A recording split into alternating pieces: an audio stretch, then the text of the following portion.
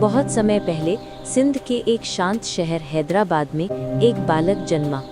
एक ऐसा बालक जिसकी आंखों में मासूमियत थी और आत्मा में शांति।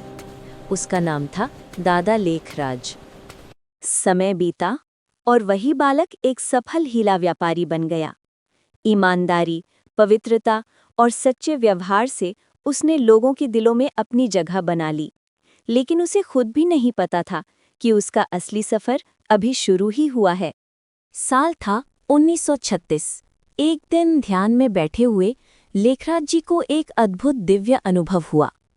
जैसे किसी अनदेखी शक्ति ने उनके हृदय को छू लिया हो, जैसे प्रकाश की कोई किरण उनकी आत्मा को बुला रही हो। वे दृश्य, वे दिव्य झलकियां सिर्फ आंखों से नहीं, आत्मा से दिखाई दे रही थी। और यहीं से उनकी जिंदगी बदल गई।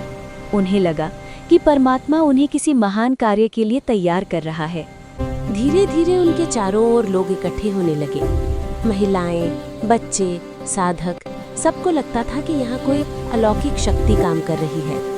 यही मंडली आगे चलकर कहलाई ओम मंडली और शुरू हुआ एक दिव्य परिवार। जहाँ प्रकाश होता है वहाँ अंधेरा चुनौतियाँ लेकर आता है। ओम मंडली को समाज के विरोध का सामना करना पड़ा, लेकिन दादा लेखराज कभी नहीं डरे। वे शांत रहे, स्थिर रहे, क्योंकि उन्हें पता था सत्य को कोई नहीं हिला सकता। फिर आया वो समय जब सबको अपना घर छोड़कर भारत आना पड़ा और उनकी आध्यात्मिक यात्रा उन्हें लेकर पहुंची राजस्थान के सुंदर पर्वतों में, माउंट आबू में। यहीं से शुरू हुआ एक नया अध्याय। माउंट आबू में बनकर तैयार हुआ पांडव भवन, जो आगे चलकर बना एक महान आध्यात्मिक विश्वविद्यालय, जहां हर आत्मा को सिखाया जाता था शांति, प्रेम, पवित्रता और आत्मज्ञान। दादा लेखराज ने सिखाया, मैं आत्मा हूँ, ये शरीर मेरा उपकरण है। उन्होंने दुनिया को राजयोग का मार्ग दिखाया, जहाँ आत्मा परमात्मा से जुड़ती है और भीतर शांति का सागर उमड़ पड़ता है। धीरे धीरे उनका हर क्षण परमात्मा की याद में बीतने लगा। उनका चेहरा, उनकी चाल, उनकी दृष्टि, सब में दिव्यता झलकती थी।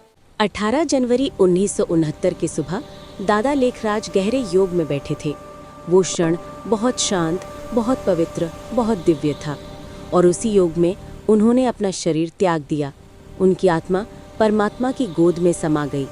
लेकिन उनका कार्य, उनका संदेश, उनका प्रकाश आज भी दुनिया भर में फैल रहा है। 140 से अधिक देशों में, हजारों केंद्रों में लाखों आत्माएं आज भी उनकी सिखाई राह पर चल रही हैं। दादा लेखराज सिर्फ एक नाम नहीं, एक युग का आरंभ है।